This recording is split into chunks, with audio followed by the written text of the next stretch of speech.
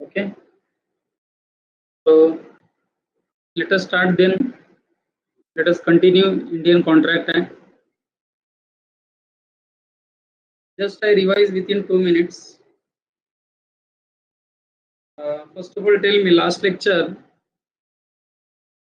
I completed with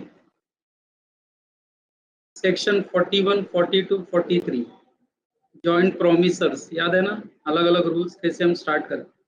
and बच्चों last section discussed was section 44. अब आप स्क्रीन पे आप देख रहे हो बच्चों, इसमें हमने 2 पॉइंट कवर किए थे. Effect of release of one of joint promisor. याद है एग्जांपल कैसे हमने कवर किया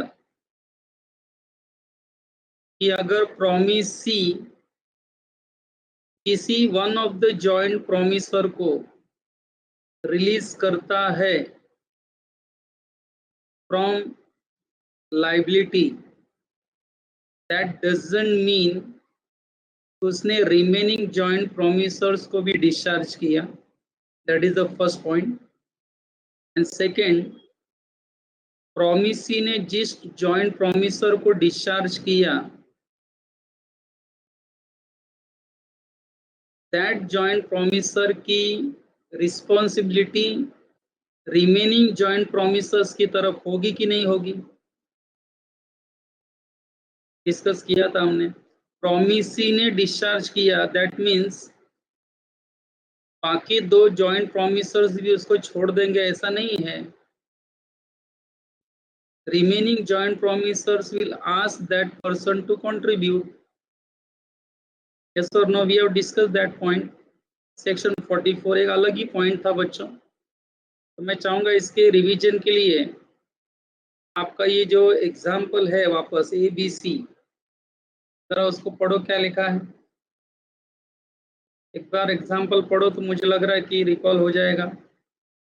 हमने पढ़ा भी था शायद लास्ट लेक्चर ये. A, B and C jointly promised to pay rupees 9 lakhs to D. तो बच्चों A, B and C becomes joint promisors. I hope I am right. And D is a promisee. Okay. फिर D ने क्या किया, promisee ने, he released A from liability. Now my question is, D ने अगर A को release कर दिया है from liability, तो इसका मतलब B and C को भी रिलीज कर दिया क्या? आप अपना आंसर दो. No, that is the point number 1. He released only A from paying liability. That doesn't mean he released remaining 2.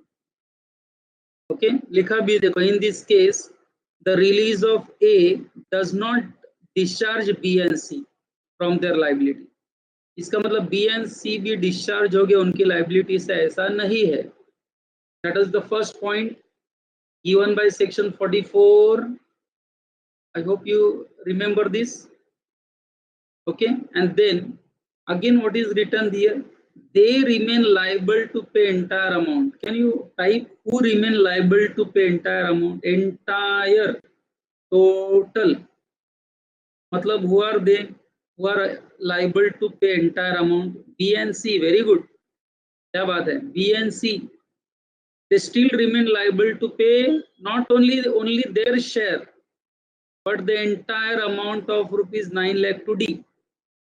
and ये 9 लाख रुपीस पे करने के लिए आपको लगता नहीं बी एंड सी जो है वो ए को भी पकड़ सकते हैं? सीधी बात है. तो बच्चों अगर ये समझ में आ रहा है, दैट मीन्स सेक्शन 44 आपको समझ में आ गया है. That means section 44 is clear to you. तो मैं आगे पढ़ रहा हूँ बच्चों, देखो. They remain liable to pay the entire amount of rupees 9 lakhs to D, and though A is not liable to pay D, but he remains liable to pay B and C as he is liable to make the contribution to other joint promisors. एक बहुत ही important and अच्छा example है बच्चों, जिससे आपको section 44 के दोनों जो लीगल स्टैंडिंग है ना वो समझ में आती है अपने आप. मैं इसलिए थोड़ा फास्ट जा रहा हूँ क्योंकि ये ऑलरेडी मैं डिस्कस कर चुका हूँ लास्ट लेक्चर. ओके, सो मुझे लग रहा है कि ये क्लियर हो गया है. Now question is बच्चों, rights of joint promises. Do you remember I have explained the word joint promises also? And what about their legal rights? मैंने पहले ही explain कर दिया, if you recall. आपको याद होगा जॉइंट प्रोमिसर्स का सेक्शन 40 या 41 में हमने जब डिस्कशन किया, उसी वक्त जॉइंट प्रोमिसेस का भी एंगल मैंने बता दिया, बराबर है। अगर जॉइंट प्रोमिसर्स की कलेक्टिव लाइबिलिटी है पे करने की, तो जॉइंट प्रोमिसेस की कलेक्टिव राइट है वो रिसीव करने की, बराबर है। इसलिए हम जब जॉइंट प्रोमिसेस की बात करते हैं तो we always talk in sense of rights, and when we talk about joint promisors, we talk about in case of obligation which they are supposed to fulfill. Is that clear, student? So what are the rights of joint promises?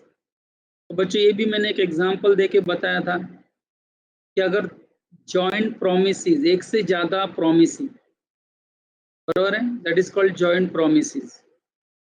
तो बच्चों यहाँ अगर if I say A is giving promise, A debtor, let us say चलो debtor है वो, he is giving promise to pay 3 lakhs rupees to B, C and D. तो इसका मतलब ये हो गया कि वो ए जो प्रॉमिस कर रहा है 3 लाख रुपया देने का, वो किसको देने का प्रॉमिस कर रहा है? B, C and D. तो B, C and D becomes promises. They are joint promises because they are more than one. तो आप बताओ 3 लाख रुपए लेने का राइट्स किसके पास है? टाइप करो। वो 3 लाख रुपया रिसीव करने का जो राइट्स है ना, वो किसके पास है? कौन किसके पास राइट्स है वो 3 लाख रुपीस रिकवर करने का? ए से याद करो जरा, जॉइंट प्रोमिसर्स के एंगल से आंसर है उसका B, C and D during their lifetime, है कि नहीं? तीनों जिंदा हैं तो तीनों को राइट है, तीनों को राइट है कि वो 3 लाख रुपया वसूल करे ए से। एंड अगर मैं कहूँ बी की डेथ हो गई, तो अगर one of the joint promisees की डेथ हो गई, तो who has right to receive the money? C, D and legal representative of B. मैंने करेक्ट आंसर दिया, देखो सी एंड डी, वो तो जिंदा है ना, वो एंड बी के legal hairs. Okay, yes yes, अभी कुछ लोग करेक्ट टाइप कर रहे हैं। बी के legal representative along with C and D, they will get rights to collect the or to receive the money from A. I hope you are getting this. Fast नहीं जा रहा हूँ बच्चों, आराम से पढ़ा रहा हूँ। If all of the joint promises की डेथ हो गई, तो all joint promises की डेथ हो गई, तो legal heirs of all the joint promises, है कि नहीं? Legal heir of all the joint promises will get right to receive money from A, if I am not wrong. तो बच्चों this है ऑलरेडी डिस्कस्ड, बहुत लोग को याद आ गया होगा। जब हम जॉइंट प्रोमिसर्स की लाइबिलिटी डिस्कस कर रहे थे ना, उसी वक्त मैंने जॉइंट प्रोमिसेस की राइट्स भी डिस्कस की थी उसी एंगल से, यू रिमेम्बर। तो बच्चों सेक्शन 45, सेक्शन 44 के बाद सेक्शन 45 जो है ना बच्चों, यही बता रहा है कि what about the rights, joint rights of joint promisees. तो बच्चों जो भी हमने कवर किया ना example A B C D का, बस वही ये लॉ है, सेम थिंग। अब मैं रीड करूंगा एंड बच्चों you have to give your comment whether you understood और not. Okay, so let us start section 45, rights of joint promisees. I hope you can see the heading there, notes. The law relating to devolution of joint rights is contained in section 45, which is reproduced below. When person has made promise to two or more persons jointly, then unless contrary intention appears from the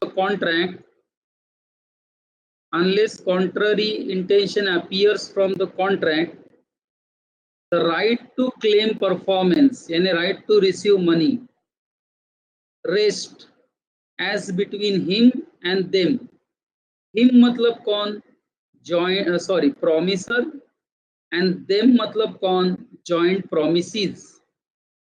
okay, so right to claim performance rest as between him and them, with them during their joint lives and after the death of any one of them, with the representative of such deceased person jointly with the survivors or survivors, and after the death of last survivor, with the representatives of all jointly. बच्चों, now example पढ़ो. What is the example here? Joint promise reverse कर दो. Joint promisor का जो पढ़ा था ना, अब उसको जॉइंट प्रोमिस के एंगल से पढ़ो. देखो क्या लिखा है. A in consideration of ₹5 lakhs lend to him by BNC. किसने लेंड किया था ये पैसा? बीएनसी ने ए को. That means A is a debtor and BNC are creditors. Promises BNC jointly to repay them that sum with interest on specified date. बच्चों यहां तक जो मैंने पढ़ा, चलो जरा टाइप करो. Who is promisor? प्रोमिसर कौन है यहाँ? ए है ना. एंड बीएनसी कौन है फिर? तो बीएनसी कौन है जिसको ये प्रॉमिस दे रहा है? Who are BNC? They are joint promises. Okay, very good. तो बच्चों सीधी बात है, ए से 5 लाख रुपीज लेने का राइट्स किसको है? बीएनसी को है जॉइंटली, है कि नहीं? लेकिन आगे क्या लिखा है? But B dies. अब अगर बी की डेथ हो जाए तो बच्चों 5 लाख रुपीज रिसीव करने का राइट्स किसको मिलेगा? आपको ऑलरेडी आता है, I know that. Okay, but लिखा क्या है देखो. In such case the right to demand payment shall rest with B's legal representatives jointly with C during C's lifetime. यानी सी जिंदा है, सी एंड बी के लीगल रिप्रेजेंटेटिव दोनों को राइट्स है ए से पैसा लेने का. And after the death of C, B and C के जो लीगल रिप्रेजेंटेटिव्स हैं jointly they will recover money from ए. बच्चों मेरा दिया हुआ एग्जाम्पल एंड ये एग्जाम्पल लिटरली मैच कर रहा है. इतना ही कि मैंने बी सी डी कर दिया, यहाँ बी एंड सी है. तो बच्चों विद दिस आप बोल सकते हो joint promisor, joint promises and बच्चों उनके legal obligations and legal rights क्या क्या हैं. सेक्शन 40 से लेके 45 तक हमने कवर कर लिया है. ओके, डिवोल्यूशन मतलब रिवॉल्व अराउंड, है कि नहीं? जॉइंट राइट्स का क्या स्थिति है? जॉइंट प्रोमिसेस की जॉइंट राइट्स का और लीगल स्टैंडिंग क्या है? That is given as per section 45.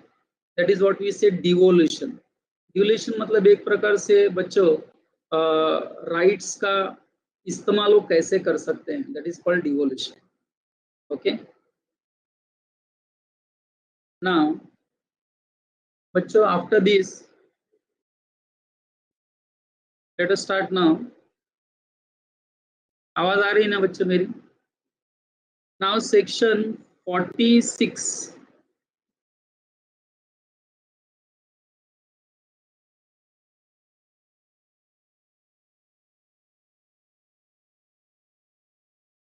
बच्चों नाउ सेक्शन 46 से 50 लेकर एक 5 सेक्शंस और बरोबर है. ये हम किस मैटर पर पढ़ने जा रहे हैं अभी? बरोबर है. इसमें हम क्या लॉ पढ़ने वाले हैं? परफॉर्मेंस ऑफ कॉन्ट्रैक्ट में what will be the time and place for performance of promise. बच्चों प्रॉमिस कौन परफॉर्मेंस कौन पूरा करेगा? याद करो शुरुआत का टॉपिक, प्रॉमिसर हिमसेल्फ, आइदर इस एजेंट, याद आया, और इस लीगल रिप्रेजेंटेटिव नहीं तो चौथे नंबर पे कौन था, कोई टाइप करेगा? प्रॉमिसर खुद, या तो एजेंट, या तो उसके लीगल हेयर्स, नहीं तो एनीवन, बिना देखे बोलो। Third party, very good, very good, very good. Third party, third person, yes, very good. Now question बच्चों ये अराइज होता है कि प्रॉमिसर जब प्रॉमिस फुलफिल करेगा तो पढ़ाई के लिए प्रॉमिस फुल मेहनत तो सब करते हैं, लेकिन स्मार्ट स्टडी कौन करता है? प्री एग्जाम ऐप के साथ बनाइए अपनी तैयारी super smart. Pre exam app देता है वाइड रेंज के एग्जाम्स की तैयारी, जैसे JEE, NEET, CAT, CA foundation, CS CET, banking, railway, SSC, MBA entrance, SYJC, com, TYB com और भी बहुत कुछ। Chapter wise tests and mock tests, detailed performance analysis, और अब तैयारी होगी एकदम परफेक्ट। कहीं भी कभी भी पढ़ाई करें। और एक विशाल क्वेश्चन बैंक आपकी तैयारी को बनाए आसान। इंस्टेंट इवैल्यूएशन से तुरंत जानिए अपनी परफॉर्मेंस और पाएं पर्सनलाइज्ड फीडबैक। तो अब देरी किस बात की? प्री एग्जाम ऐप डाउनलोड करें और अपने नाम से रजिस्टर्ड करें और एक विशाल क्वेश्चन बैंक बिल्कुल फ्री और अपनी सफलता की कहानी लिखें। लिंक डिस्क्रिप्शन में है। प्री एग्जाम ऐप स्मार्ट तैयारी का तो साथी। प्रॉमिस फुलफिल करने का या प्रॉमिस का परफॉर्मेंस देने का टाइम एंड प्लेस क्या होगा? तो टाइम एंड प्लेस क्या होगा? आप बोलेंगे ये क्या क्वेश्चन पूछ रहे हो सर, परफॉर्मेंस या प्रॉमिस फुलफिल कब करना है, इसका टाइम एंड प्लेस क्या होगा? मतलब सर वही होगा ना जो प्रॉमिसर एंड प्रॉमिसी के बीच में डिसाइड हुआ हो, एग्री हुआ हो। आप मानते हैं इस बात को? हेलो, जो दो लोगों के बीच में एग्री हुआ हो, सेलर ने कहा कि मैं अगले महीने की 15 तारीख को गुड्स डिलीवर कर दूंगा, अगले 15 तारीख को शाम को 5 बजे तक गुड्स डिलीवर कर दूंगा। बायर ने कहा ठीक है, आप अगले 15 तारीख को 5 बजे तक गुड्स मुझे दे देना गोडाउन में, मेरे गोडाउन के एड्रेस पे लाके दे देना। तो बच्चों आपको लगता नहीं टाइम एंड प्लेस फिक्स हो गया? यस और नो? दो लोगों के बीच में टाइम एंड प्लेस फिक्स हो गया कि नहीं? हुआ ना? कैसे हुआ बताओ, कैसे हुआ? गुड्स कब डिलीवर करना है, कहाँ डिलीवर करना है, ये सेलर एंड बायर के बीच में कैसे डिसाइड हुआ? तो एग्रीमेंट से डिसाइड हुआ। वो लोगों ने एग्रीमेंट करते समय ही फाइनलाइज कर दिया था। हेलो, सही है? बट बच्चों क्वेश्चन ये अराइज होता है, क्वेश्चन तब अराइज होता है जब सेलर, चलो सेलर बायर का ही एग्जांपल लेते हैं कि सेलर एंड बायर ने कौन सा गुड्स खरीदना है, क्या क्वालिटी का गुड्स खरीदना है, बेचना है, एंड क्या रेट से खरीदना बेचना है, इसको फाइनलाइज कर दिया है। बात जरा समझने का अच्छे से, इसको फाइनलाइज हो गया है, रेट फाइनलाइज हो गया है, कॉन्ट्रैक्ट प्राइस फाइनलाइज हो गया है बायर सेलर के बीच में कि क्या रेट से सेलर गुड्स बेचेगा एंड बायर खरीदेगा, कितना क्वांटिटी खरीदना है, बेचना है, सब फाइनल हो गया है। लेकिन कॉन्ट्रैक्ट करते समय, एग्रीमेंट करते समय टाइम एंड प्लेस, गुड्स को कहाँ डिलीवर करना है, बच्चों ये फाइनलाइज नहीं हुआ है। अगर अगर ये फाइनलाइज नहीं हुआ है तो फिर बच्चों अब गुड्स का डिलीवरी कहाँ होगा एंड किस टाइम पे होगा, ये फाइनलाइज तो हुआ नहीं। बरोबर है? आपको समझा हम क्या डिस्कस करने जा रहे हैं? जब बायर एंड सेलर गुड्स खरीदते परचेस करते समय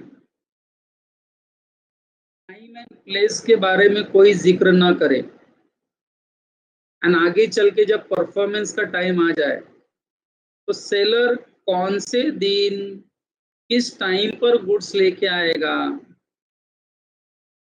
ये सबसे बड़ा प्रश्न है। तो बच्चों पहले मैं आपसे पूछता हूं, मुझे ये बताइए, अगर मैं कहूं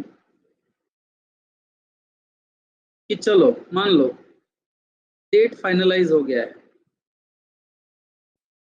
डेट फाइनलाइज हो गया है, प्लेस फाइनल नहीं हुआ है, अगले महीने के 15 तारीख को गुड्स लाना है। अब बायर ने क्या कहा कि कहाँ गुड्स लाना है सेलर, मैं तुमको बता दूंगा।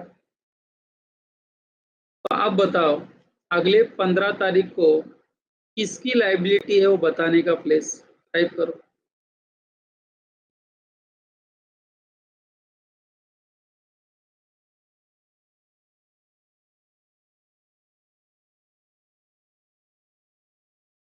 बायर की ना। देखो क्या बात हुई, देखो डेट फिक्स हो गया था, प्लेस फिक्स नहीं हुआ था, प्लेस फिक्स नहीं हुआ था। जब प्लेस फिक्स नहीं हुआ है तो पहले प्लेस के बारे में किसको पूछना चाहिए, आप टाइप करो। प्लेस के बारे में किसको पूछना चाहिए, टाइप करो सेलर को। वेरी गुड बच्चों, जो मैं प्रश्न कर रहा हूँ आप आंसर दे रहे हो, मतलब बोलने का मतलब क्या है कि किस समय गुड्स देना है, कहाँ देना है, सबसे पहले इस सेलर को बायर को पूछना चाहिए। एंड बायर अगर उस वक्त कहता है कि समय और प्लेस मैं तुमको बाद में बताऊंगा, तो उसके बाद फिर वो एप्लीकेशन किसने करना चाहिए, जब गुड्स चाहिए तो बायर ने करना चाहिए, क्योंकि उसने ऑलरेडी सेलर को बोल दिया मैं बाद में बताऊं। तो बच्चों ऐसी सारी चीजें यहाँ पर कवर्ड है, जरा ध्यान देना। ओके ये इसलिए हो रहा है क्योंकि उन्होंने कॉन्ट्रैक्ट करते समय टाइम एंड प्लेस फिक्स नहीं किया। It is duty of the seller कि गुड्स डिलीवर करने से पहले वो बायर को कॉल करे एंड कंफर्मेशन ले कि वो किस जगह पे किस समय पे गुड्स लाके दे। बरोबर है। तो बच्चों अभी मैं एक एक चीज पढ़ रहा हूँ, जरा देखो वन बाय वन एकदम आराम से पढ़ेंगे। ये जितना आप डिटेल में पढ़ोगे सेल ऑफ गुड्स एक्ट उतना आसान हो जाएगा मुझे पढ़ाने के लिए आपको। ओके आने वाला topic sale of goods act क्या लिखा है देखो। The law on the subject is contained in section 46 to 50 explain below. First point bold letter में लिखा है, देखो बच्चों क्या लिखा है। Time for performance of promise where no application is to be made and no time limit is specified। मतलब यहाँ पर बायर ने अपने तरफ से कुछ नहीं कहा है टाइम फॉर परफॉर्मेंस को लेकर, एंड कोई अपने तरफ से स्पेशल एप्लीकेशन नहीं किया है बायर ने कि मैं बता दूंगा करके। तो अब बताओ जब बायर की तरफ से कॉन्ट्रैक्ट करते समय कोई स्पेशल एप्लीकेशन नहीं है टाइम को लेकर प्लेस को लेकर, तो ये किसकी ड्यूटी बनती है कि वो टाइम एंड प्लेस के बारे में पूछे, कंफर्म करे, किसकी ड्यूटी बनती है, सेलर। मतलब हमारे प्रॉमिसर एंड प्रॉमिसी के भाषा में किसकी ड्यूटी बनती है वो। अगर मैं प्रॉमिसर एंड प्रॉमिसी की भाषा में पूछूं तो किसकी ड्यूटी बन गई वो पूछना, प्रॉमिसी की। अरे प्रॉमिसर वर्ड आना चाहिए ना बच्चों, प्रॉमिसर सेलर है, he promises to sell the goods, he will promise to deliver the goods ना, यहाँ प्रॉमिसर वर्ड आना चाहिए बच्चों। कुछ बच्चों ने शुरुआत में प्रॉमिस ही लिखा, तो बच्चों क्या लिखा है देखो law whereby contract promisor is to perform is promise, promiser is to perform his promise without application by the promisee and no time for performance is specified, the engagement must be performed within reasonable time। Okay तो बच्चों अगर buyer ने कोई time limit fix नहीं किया है कि उसको गुड्स कब चाहिए, बायर ने कोई एप्लीकेशन नहीं किया अपने तरफ से, कोई टाइम लिमिट नहीं दिया है, तो क्या सेलर को जब मन में आएगा तब गुड्स का डिलीवरी करेगा क्या, बोलो मुझे। चलो मान लो बायर के तरफ से कोई स्पेसिफिक पॉइंट नहीं आया है टाइम को लेकर, तो इसका मतलब क्या सेलर को जब मन में आएगा तब गुड्स की डिलीवरी करेगा क्या। हेलो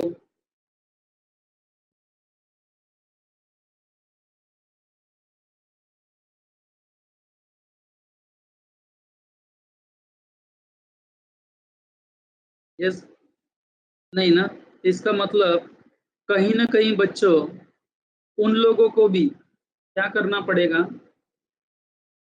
इस केस में। टाइपिंग किया आंसर दिख नहीं रहा है मुझे।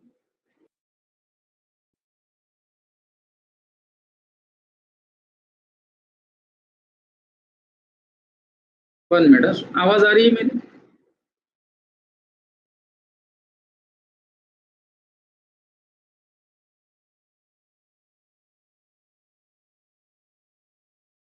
आवाज आ रही है ना? ठीक। तो बच्चों मैं ये कह रहा हूँ कि अगर सेलर ने नोट्स 2 मिनट के लिए निकाल दिए हैं, जरा सुनो लेक्चर। आवाज तो आ रही है ना मेरी? हाँ, ठीक है। तो बच्चों मैं ये कह रहा था कि अगर बायर ने गुड्स की डिलीवरी कब चाहिए, किस टाइम पर चाहिए, अगर ये स्पेसिफाई नहीं किया है तो क्या सेलर को जब चाहिए तब गुड्स देना है क्या? उसके मन में आएगा तब। Answer is no. ओके, अगर बायर ने अपने तरफ से टाइम के बारे में नहीं बताया है तो बच्चों सेलर को ये हक है, ये सेलर को मतलब ये रिस्पॉन्सिबिलिटी है कि वो गुड्स की डिलीवरी रीजनेबल टाइम में दे। Do you agree with this? Goods को उसने रीजनेबल टाइम में डिलीवर करना है। यानी बच्चों यहाँ पर पूरी लाइबिलिटी सेलर के ऊपर आती है, प्रोमिसर के ऊपर। और अगर बायर खुद ही बोल देता है कि समय मैं बताऊंगा आपको, किस वक्त मुझे गुड्स की डिलीवरी चाहिए मैं बताऊंगा, बराबर है। एंड अगर उसने नहीं बता रहे तो सेलर की रिस्पॉन्सिबिलिटी है क्या वापस पूछने की? यस, सेलर की रिस्पॉन्सिबिलिटी है क्या वापस पूछने की?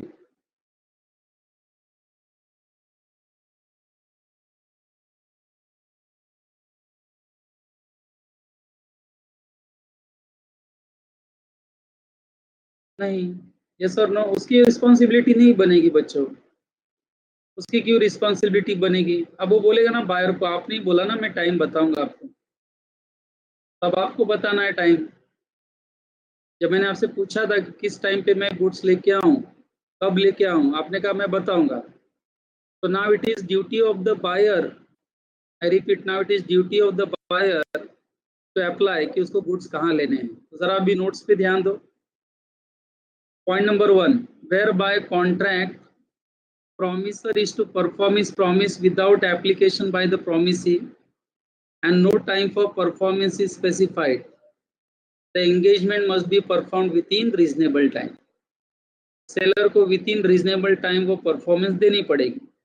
एंड बच्चों व्हाट इज रीजनेबल टाइम, मैंने पहले भी पढ़ाया हुआ है, it depends on the facts and circumstances of particular case. Okay, अब सेकंड पॉइंट पे जरा ध्यान दो, नोट्स में क्या लिखा है। Time and place of performance of promise, where time is specified,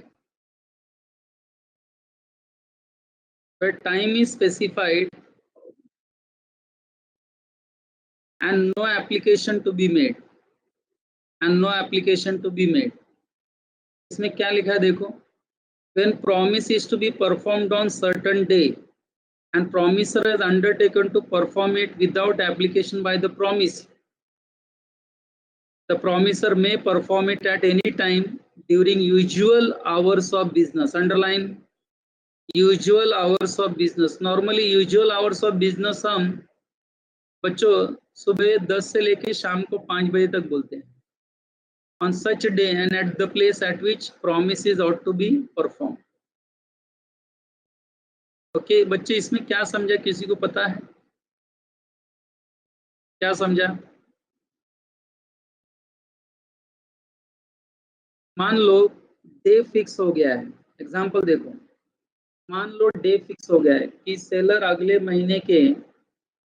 जो है वो अगले महीने के 15 तारीख को गुड्स डिलीवर करेगा। लेकिन समय समय समझते हो ना, टाइम ऑफ डिलीवरी, वो अगर फाइनलाइज नहीं हुआ है, वो अगर फाइनलाइज नहीं हुआ है तो बच्चों सेलर का काम क्या है कि वो 15 तारीख को गुड्स डिलीवर करेगा, वो तो फाइनलाइज है ही। वो 15 तारीख को आके वो गुड्स जो है वो बायर को उसने डिलीवर करना है विद इन, क्या वर्ड यूज किया था हमने अभी नोट्स में, during usual hours of business. And बच्चों normally usual hours of business सुबह 10 बजे से लेकर शाम को 5 बजे तक होता है। इस टाइम में वो डिलीवर कर देगा एंड बायर को एक्सेप्ट करना पड़ेगा।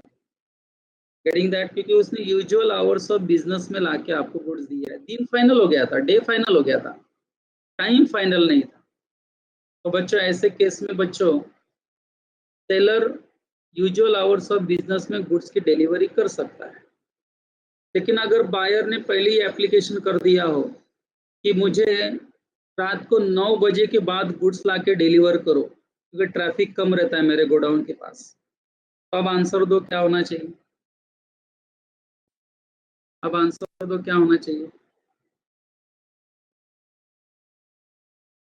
अगर बायर ने खुद एप्लीकेशन करके बोला है कि अगले महीने के 15 तारीख को रात को 9 बजे के बाद सामान लेके आओ, 9 बजे के बाद सामान लेके आओ, ये बायर के तरफ से एप्लीकेशन हुआ कि नहीं टाइम का? तो बच्चों अब स्पेसिफाइड टाइम पे ही होना चाहिए। I hope you agree with this.